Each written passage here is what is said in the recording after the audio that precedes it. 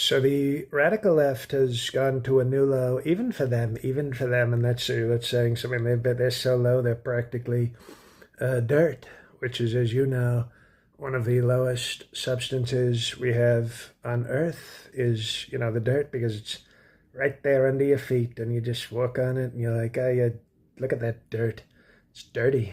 But speaking of dirty, we've always respected the talent of the beautiful, sexy, wonderful, and registered Republican. We like that.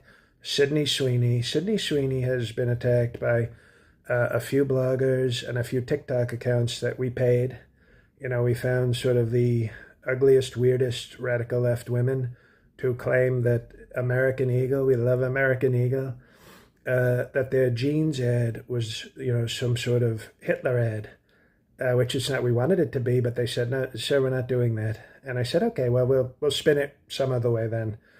But they're attacking Sydney Sweeney. Now, I've been a big fan of Sydney Sweeney for a very long time.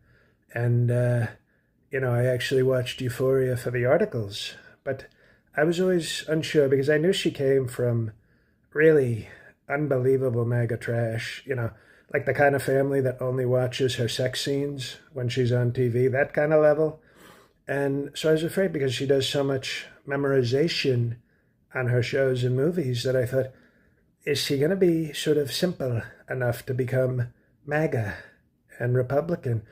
Because, in the scripts, it's like she's got to remember to take her shirt off and cry and then have sex and then have sex again and then cry and then put a shirt on and then take her shirt off, cry during sex. It's a lot to remember, okay? She's a very talented, smart person. And then she registered as a Republican in 2024, which is impressive because, that would be like, somebody like converting to Catholicism like a week after, the sex abuse scandal in Boston. It would take a special sort of person with strong morals to join the MAGA party in 2024 for the first time. But she did.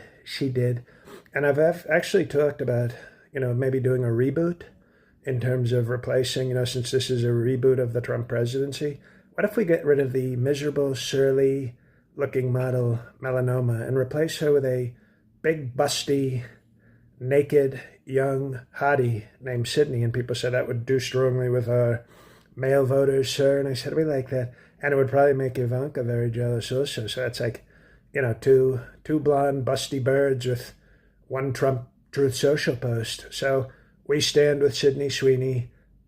Thank you.